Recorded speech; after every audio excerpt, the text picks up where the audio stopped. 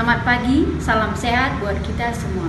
Materi pembelajaran kita kali ini adalah tentang Pembukaan Undang-Undang Dasar Negara Republik Indonesia. Materi kedua yaitu pokok pikiran pembukaan Undang-Undang Dasar Negara Republik Indonesia tahun 1945. Yang pertama yaitu hakikat pokok-pokok pikiran pembukaan Undang-Undang Dasar Negara Republik Indonesia tahun 1945.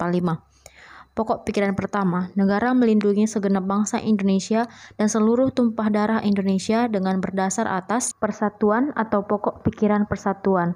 Pokok pikiran ini menegaskan bahwa dalam pembukaan Undang-Undang Dasar Negara Republik Indonesia tahun 1945 diterima di aliran negara persatuan.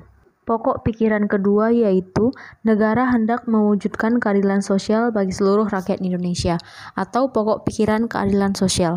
Pokok pikiran ini menempatkan suatu tujuan atau cita-cita yang ingin dicapai dalam pembukaan Undang-Undang Dasar Negara Republik Indonesia tahun 1945, serta merupakan suatu causa finalis atau sebab tujuan. Dengan demikian, penyelenggara negara dapat menentukan jalan serta aturan yang harus dilaksanakan menurut Undang-Undang Dasar untuk mencapai tujuan memajukan kesejahteraan rakyat. Pokok pikiran ketiga yaitu negara yang berdaulat rakyat, berdasarkan atas kerakyatan dan permusyawaratan atau perwakilan. Pokok pikiran ini mengandung konsekuensi logis bahwa sistem negara yang berbentuk dalam Undang-Undang Dasar harus berdasarkan atas kedaulatan rakyat dan permusyawaratan atau perwakilan. Pokok pikiran keempat yaitu negara berdasarkan atas ketuhanan yang Maha Esa, menurut dasar kemanusiaan yang adil dan beradab, atau pokok pikiran ketuhanan. Pokok pikiran ini mengandung makna bahwa Undang-Undang Dasar harus mengandung isi yang mewajibkan pemerintah dan penyelenggara lainnya untuk memelihara budi pekerti yang luhur.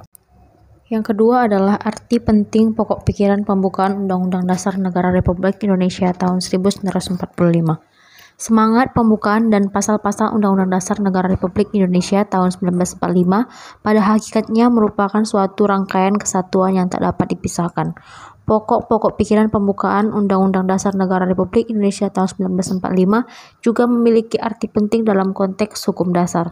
Seperti yang telah kita ketahui, di samping Undang-Undang Dasar, masih terdapat hukum dasar yang tidak tertulis yang juga merupakan sumber hukum, yaitu aturan dasar yang timbul dan terpelihara dalam praktik penyelenggaraan negara. Aturan dasar tersebut yang disebut sebagai konveksi atau kebiasaan ketatanegaraan sebagai pelengkap dalam Undang-Undang Dasar.